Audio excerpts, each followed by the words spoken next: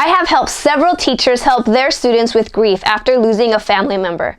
Lately, there has been more loss and anxiety of losing a loved one at my site, and I wanted to give you 4 tips on how you can support a student who is grieving the loss of someone they love.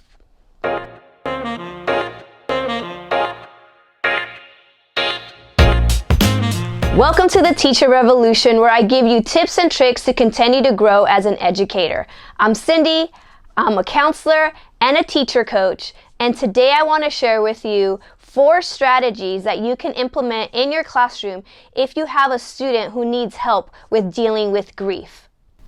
Before I share the 4 strategies, make sure to hit that subscribe button.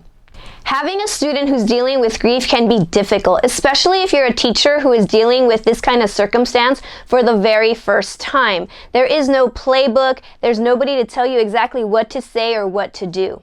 And unfortunately, I have several stories of working with students who are dealing with grief. One story that stands out to me is when I had an 8th grade student who was dealing with her grandmother who was at hospice at home, and my student was the main caregiver. So every day she would come in and share with me about how her grandma was doing, how she could notice every day she was getting worse. So all I can really do for her is provide her a space where she felt safe to share her emotions, how scared she was, how worried she was, but I also needed to somehow prepare her because we knew that eventually her grandma was going to pass. And so I also had to prepare her teachers to help support the student who was going to have such a hard time because grandma was such a big piece of her life and they shared a home together. And so I had to go and make sure that the teachers understood how they can support the student. Some people believe that the stages of grief could be linear, but the reality is that's circular. It goes back and forth, and actually it could just jump all over the place. One day a student can come in and feel just fine, and then after lunch something triggers a memory and they come back and they're feeling anxious or worried, or they're easily agitated, or they come in really angry. And so as a classroom teacher, how can you support these students when their emotions are kind of all over the place and they're kind of derailing what you're trying to do in the class, and other students are not sure how to help them either? So let's jump into these 4 strategies. Strategy number 1 is to provide consistency. Don't change up any major routines. Make sure that everything that was happening before is still happening when the student comes back to campus after having a loss. Consistency is going to make them feel safe. Those routines make students know what's going to come up, and so it makes them feel like this is a safe place. I know exactly what's going to happen. There are no surprises, and it's going to help keep their anxiety low. Okay, strategy number 2, don't bring up the loss or ask too often how they are feeling. You know, school could be their safe haven, and asking if they're okay is only going to create more anxiety for the student, and they might think, wait, am I not supposed to be okay? Why does my teacher keep asking me that? And so you want to ask them in the beginning, let them know that you're there, let them know that you're ready to listen to anything they want to talk about. And if the student does decide to talk to you about what's going on or have questions, be honest, answer their questions. Make it about them. Don't start sharing about the time when you lost somebody that you loved or another story. Just listen to what the student has to say. Don't make it about your experience. Stick to the student's experience. And remember, when they're at school, this could be the place where they don't have to hear about the story again. This could be their escape. This could be the place where they feel safe and don't have to see family members grieving or have to relive the loss all over again. So keep this place as central as you possibly can, unless you notice that the student is in need to talk about it and wants you to reach out. Strategy number 3 is to come up with a verbal and a nonverbal way to communicate if the student does need a break. Sometimes students can start feeling overwhelmed and they just need to step out or need a break or need to reset. So just have a designated person prior for the student to go to. It could be another teacher, it could be somebody in the front office, the principal, it could be the custodian. If you have a counselor on campus or a school psychologist, who is the person that the student's going to go to when they're feeling down or feel like they need to talk to somebody? Have that already designated. And that nonverbal is going to help a lot, because some kids, they just don't know how to say, I need to talk to somebody. They just know they don't feel okay inside, but they might not be able to verbalize that to you. So have a signal, like they hold up a finger, or they hold up a post-it, a color post-it, some way to let you know that, you know what, I'm not doing okay right now, and I'm going to go head out to where we already designated. Another thing that they can do is they can tell you they need a break, and maybe they can jump on the computer and play a game. Maybe they can play a puzzle with a peer. They could just draw on their desk. Something to get their mind off what's going on and just give them a short little break.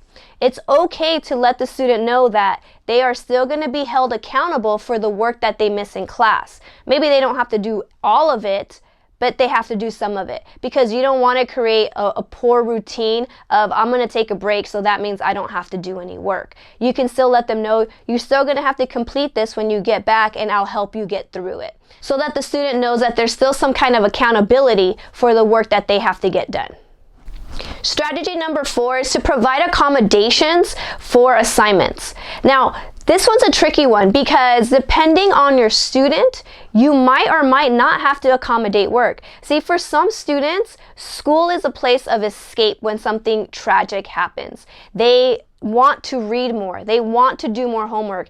It is definitely something that they are willing to do because it helps them forget about everything else. And so they are welcoming all that work that they have to do, and it's a way for them to escape what's going on. And for some people, that's their way of coping and dealing with what it is. So you don't want to just right away take away and say you don't have to do any assignments. Because some students are going to want those assignments. Now, if you notice a student is really struggling to get homework turned in or get their reading done, then you can step in and let them know that you're going to provide some accommodations. Maybe they don't have to do as many assignments or do as many problems, that you're going to provide more time to turn in work.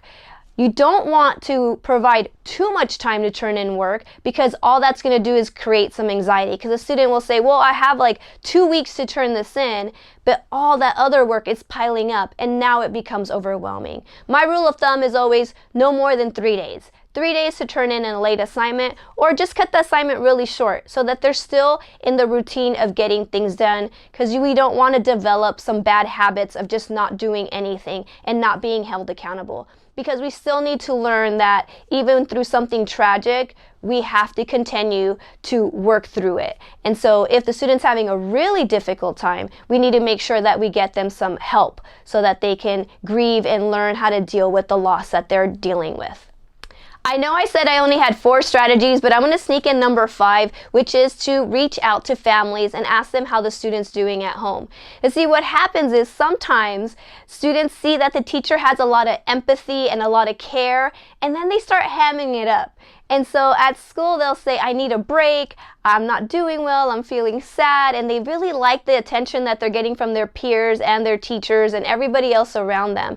But if you call home and the parent says, well, they've been playing video games, they've been outside riding their bike, they've been on the phone with their friends, they went to a party on the weekend, they're hemming it up and they're playing you, and you need to be aware of that, because some students, they're aware of that. They know that there's a lot of empathy and care for them because of what happened. And so you want to reach out to families and find out what's going on. And on the flip side of that, if the family tells you, you know what, they're not eating, they're not sleeping, their anxiety is through the roof, then you can also be a support to figure out how can we get them some extra support and help, because they're not doing well with whatever is going on, especially if it was really traumatic for them.